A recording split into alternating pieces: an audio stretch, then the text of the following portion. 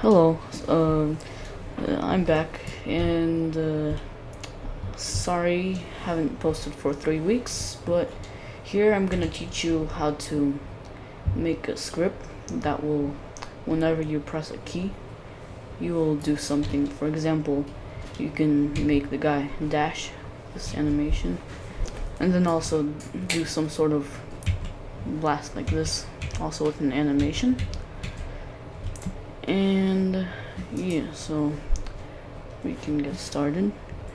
So we can open a new base plate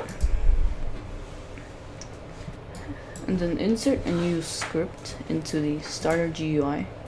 It's a new local script. Insert object, local script, and inside first put a wait like 3 seconds so that your character can load in, so that the script won't break. Next, you're gonna do a user input service equals game get service user input service.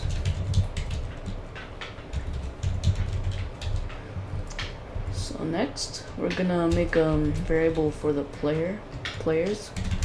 Local players equals game dot players. No, actually, game get service players. And then next we're gonna make an animation. So go into your plugins tab, and you should have this plugin by default, but if you don't, I'll leave the link in the description. So make a block rig,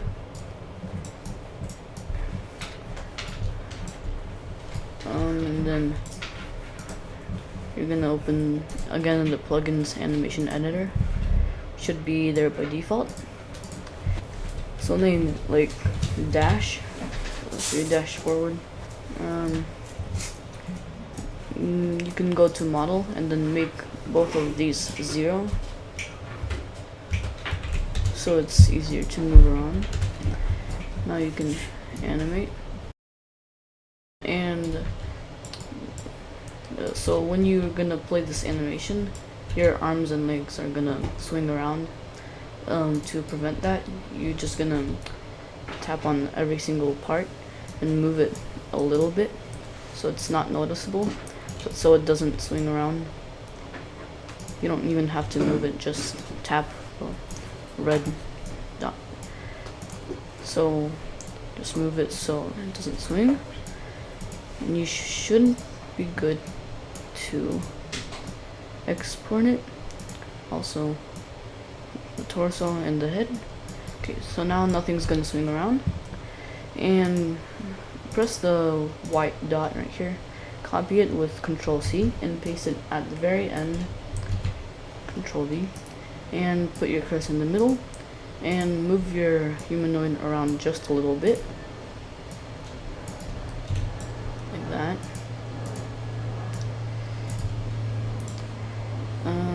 Just a little bit to make him more lively. You can now play your animation. That's gonna be your dash animation like that. Yeah, now you're gonna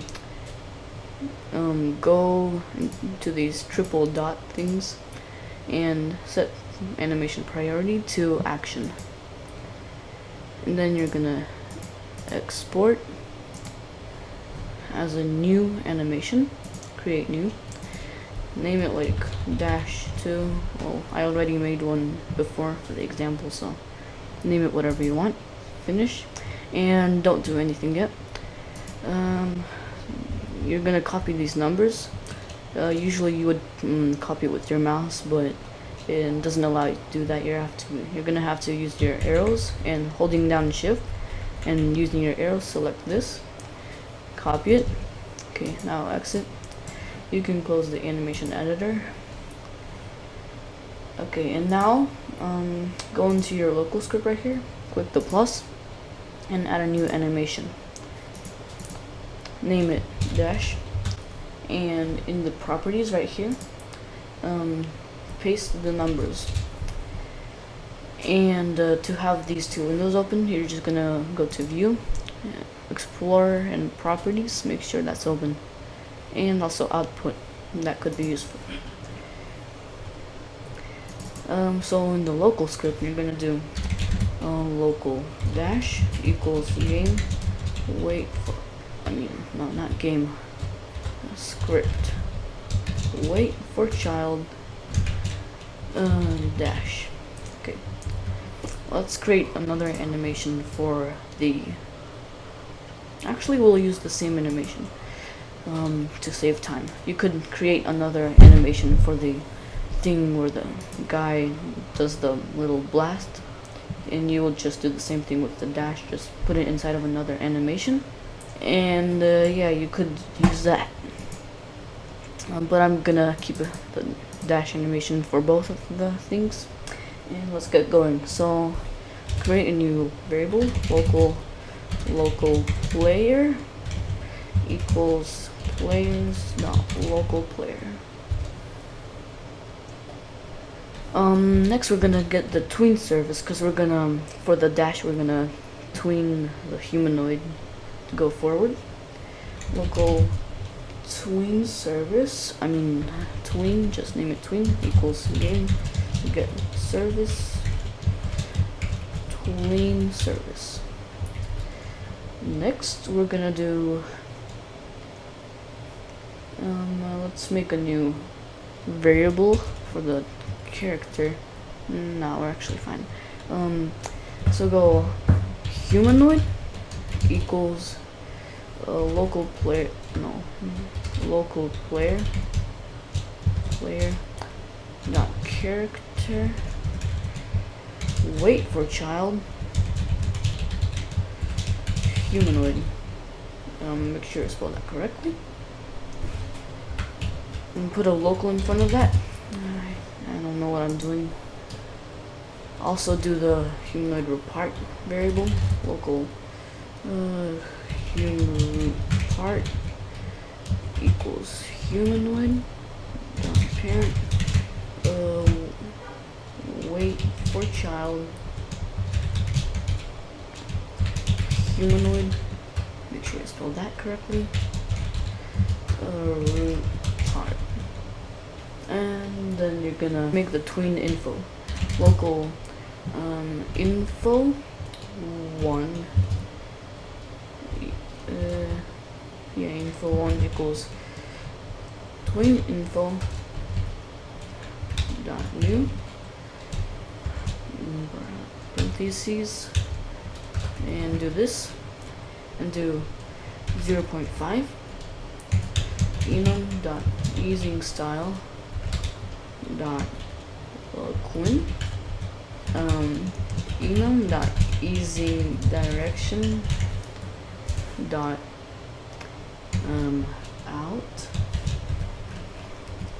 Next 0 false 0.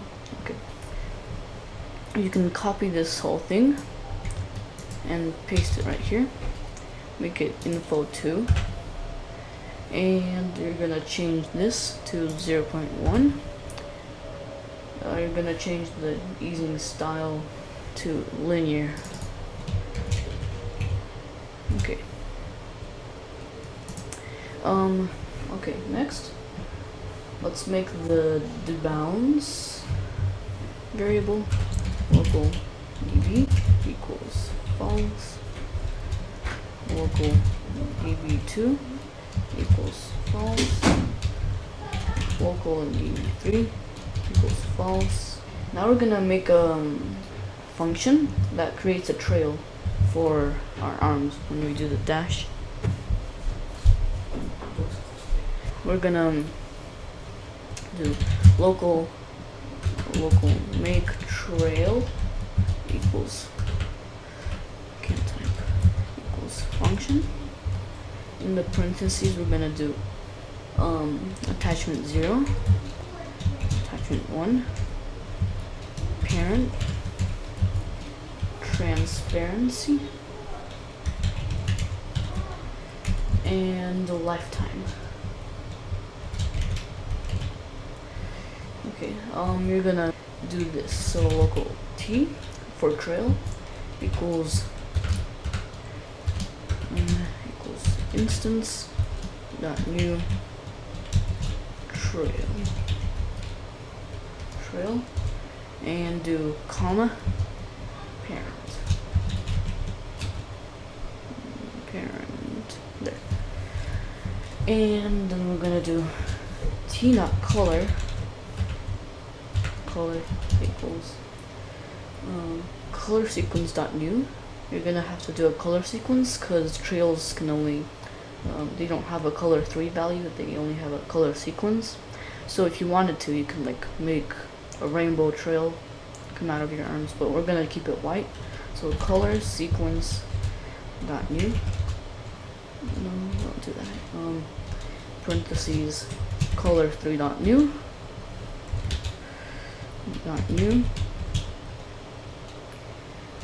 255 for white, and comma color 3 dot new. Again, we're gonna do 255. 255 is this right here is the RGB value for white. If you wanted to, you can make this any color you want. It's gonna be like, and the trail is gonna fade from white to whatever. You can also add like new colors in between to make like multiple color trail, but we're gonna keep it white. And next we're gonna do local A0 equals instance dot new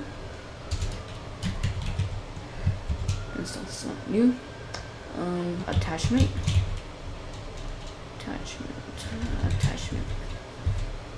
comma A0.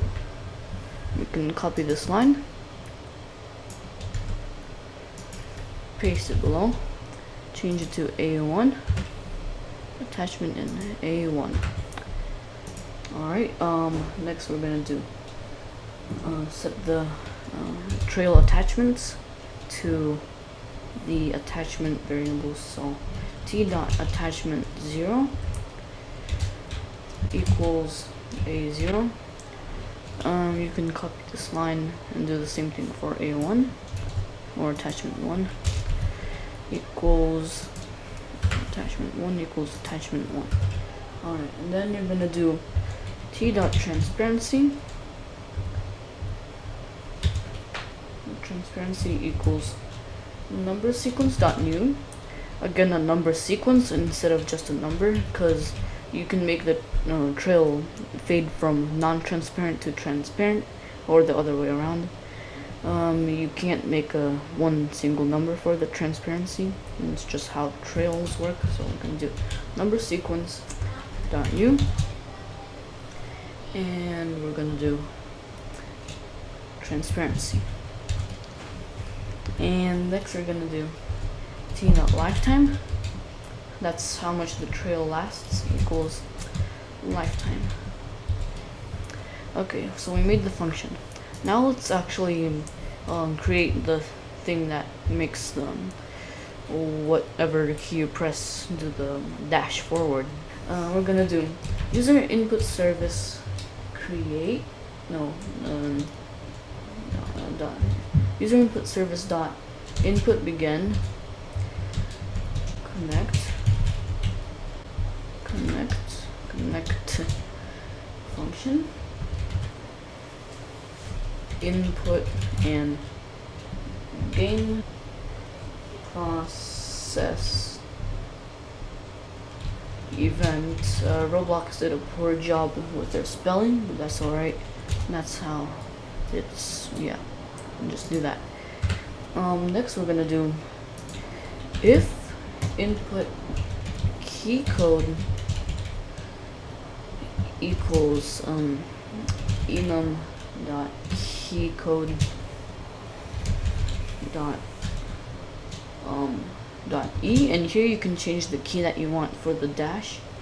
here if you're gonna here this you can change the you can if you for me if you press E you can dash forward, but you can change it to R to anything you want really. Here's a list of all of the possible things you can press. Yeah, I'm just gonna go with E and db equals false, then drop line db equals true, local end pause equals, I'm gonna make a C-frame thing for anyways, C-frame equals hum root part dot C-frame to world space in parentheses C-frame dot new, and in those parentheses we're gonna do 0 0 -30. Next we're gonna do, no, don't do it there. Okay, here we're gonna do local animation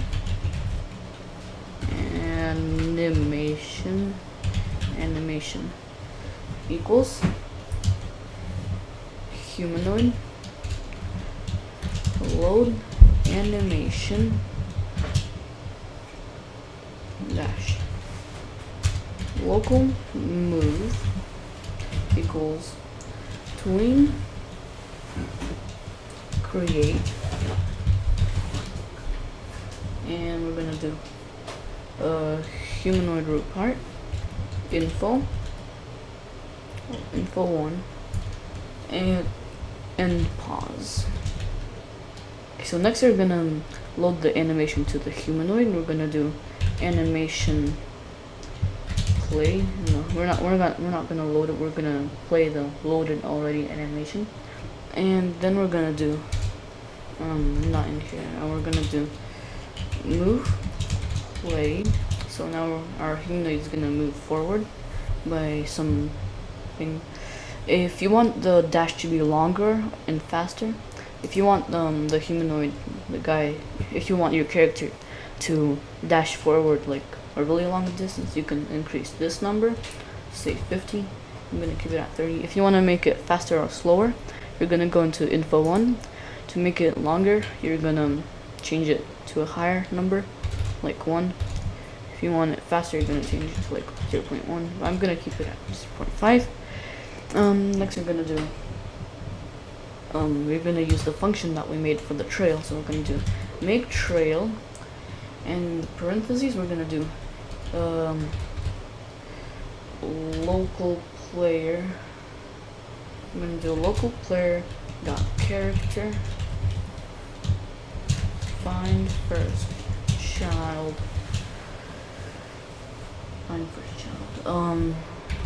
right upper arm,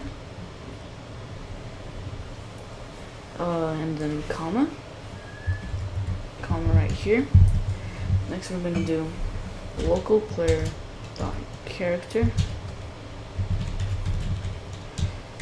find first child right hand, and speech things right hand, comma local player dot character 0.7 0.2. Okay, now this is gonna create a trail using the function that we made up here.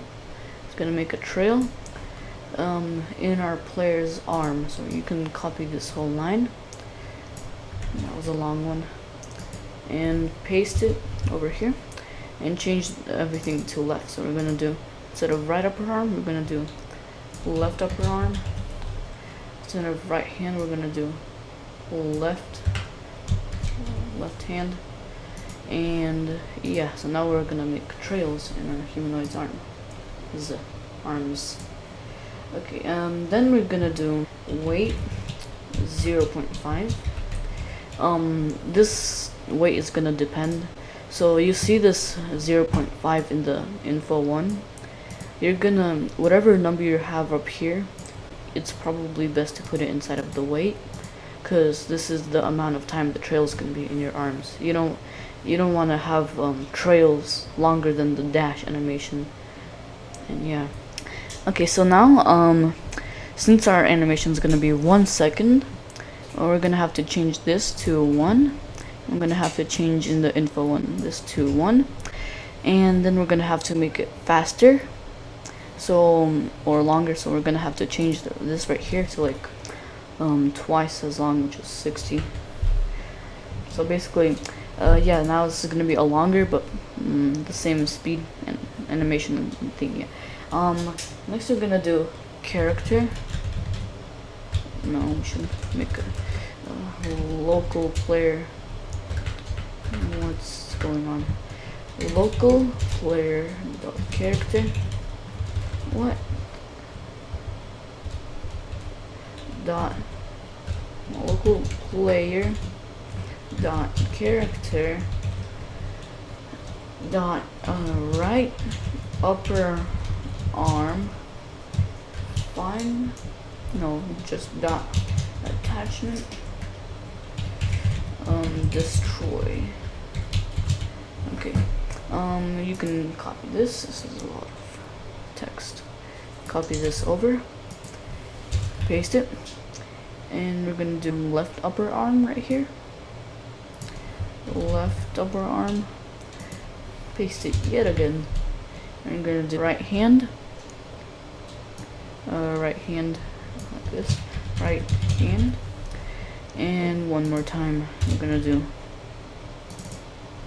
left hand, and one more time we're gonna do we're actually gonna do delete this whole thing, and we're gonna do find first child trail destroy. There we go. What these things are doing is basically destroying the trail, so you don't have a trail forever. And now we're gonna do weight, like this is gonna be the weight that you want. Like if you don't want your player to be able to click E like 10 times each second and like basically fly across the map using dashing. So you're gonna make a wait, so they have to wait for the trail dash to recharge. So you can make it like 0.5. I'll make it 0.5. That's how much time they have to wait until they can use the dash key again. And yeah, then we're gonna do db equals false. Alright, that's the first function. All of this code is gonna make our dash work. We can go test that out. Hopefully it works. I'm gonna play the game. And as you can see, we have no error. Hopefully. Maybe. Yeah, so we can dash now. As you can see, we're dashing. Whenever you press E, we're dashing. Why it's shaking, I do not know. It's weird. Oh, okay. So look, animation editor, select this, plugins, animation editor. Click on the humanoid torso thing and move it around here also. You can delete this by pressing the white thing, copy this by pressing Ctrl C, paste it again, and we're gonna do export and -2 or whatever animation it is, and that should fix the torso. Basically, as you saw there, when we press dash, the torso wasn't anchored. It wasn't playing the animation because it was playing the walking animation. So we were walking like this. You see my torso is moving from side to side a bit, and when we press dash, it would still move from side to side because walking animations, like it's not letting our animation run, so we had to move the torso a little bit, so the program knows that we have to move the torso the way the animation says, not with the walk animation. Okay, that's fixed. Now we have our dash. Now for the blast thing, as you saw. Okay, so we're gonna basically copy this whole thing over. We're just gonna delete most of it, so that's sad. So you're gonna delete everything inside of the if statement, leave the if statement. So you can change the key code. I'll make mine Q, so whenever you press Q, you're gonna do the blast. You do db2 as we created before. And inside here we're gonna do db, if it decides to tab. Okay, db2 equals true, and we're gonna do local burst animation equals humanoid load animation, and we're gonna do script find first child, find first child, and then we're gonna do dash. Right here, if you made another animation for the blast, you have to put the name of that animation here instead of the dash, but I'm gonna be using the same animation, so I'll put dash there. We're gonna do burst animation play local. So I've tried in the example you saw to make the blast actually damage someone, but that didn't seem to be working. It's because the burst thing is like it's disappearing too quickly. So I'm just gonna make the burst look like an effect without any actual damage, but I might actually see how to fix that sometime, and I'll leave it in the description of this video if I ever find how to fix the damaging script. So we're just gonna leave the damaging thing out. Local B for blast, and local B equals instance.new part. So it's gonna make a part in the workspace, and then we're gonna let's make the part's name as equals blast. So we're gonna make a part in the workspace called blast each time we press Q, and we're gonna make the brick color of that part equals brick color dot new. You can make the brick color whatever you want. As you can see, if you have like a part in the workspace, the brick color is one of these. You can find the color you want, and you can see right here the name of the color. You can just put that inside of these parentheses right here. I'm gonna make it new yeller to make a yellow blast. B dot shape, which determines whether the part is a cylinder, a brick, a sphere. For some reason wedges aren't appearing in the shape, so you can't make it a wedge. You have to make it either a sphere, a cylinder, or a brick. I'm gonna make it a sphere as usual, and it's gonna be enum dot part type dot sphere. Oh no, it's ball. Yeah, ball. And then we're gonna do whenever you put a new part in the workspace through a script, it's always gonna have studs. Like, it's not gonna be smooth. It's gonna be like, as you see on the base plate, has like those studs. The new part's gonna have that. It's also gonna have these. Well, it's gonna be not smooth.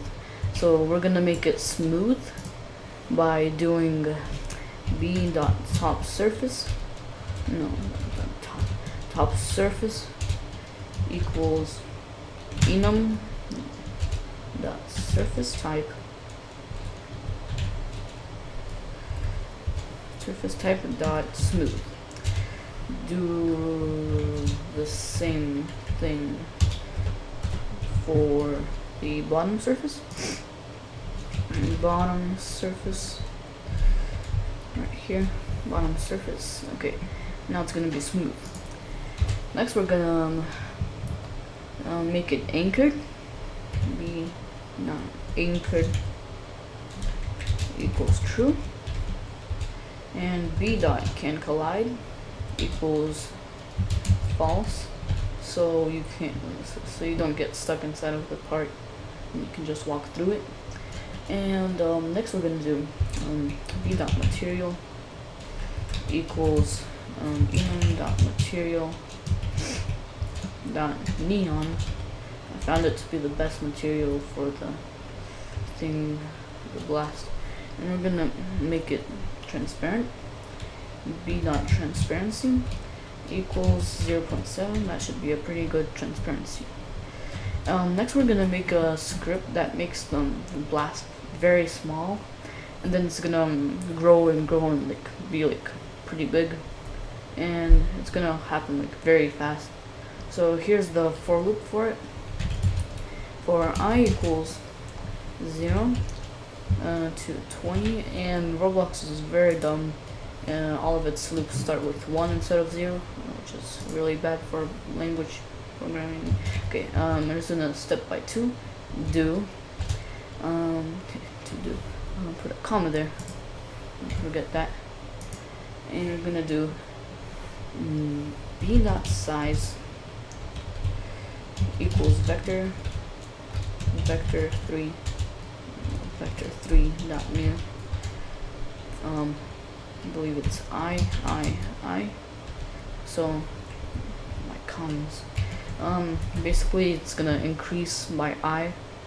It's gonna grow to 20 studs high. If you want it to grow to like, let's say like 40 studs, you'll change this to 40, and then you should probably change this to like 40 divided by 10, which is 2, to make it grow faster. I'll keep it at 20 studs high and wide and long. Yeah, we're gonna do we're gonna always since it's anchored, we could just make it unanchored and just wield it to the humanoid root part so the blast actually follows the player, but we're just gonna change its position to the player's position each time. We're just gonna do b dot cframe equals hum root part dot cframe. Yeah, like that. Next we're gonna do wait, just a little bit. You don't even have to put anything in. It's gonna wait a little fraction of a second just so the game doesn't crash. And yeah, we're almost done. We're gonna do, after the loop finishes, after it becomes its biggest size, we're gonna do b destroy. Yeah, if you want your blast to grow and then stay for a while, you'd put a wait right here, but I'm gonna destroy it right away after it finishes growing. And we're gonna do wait 1. This is the amount of time we're gonna recharge, so you can't spam blast. You can change it. And db2 equals false, and we are officially hopefully done. A long script, but it's very useful. It's actually really easy, but it seems a lot because I'm bad at explaining everything on the way. And every time that we play this, we'll do this dash animation, and we're gonna do a blast. Of course I would probably change the animation. For some reason it didn't work for me to change the animation length. But yeah, that's now you can dash and blast all around. Yeah, thanks for watching.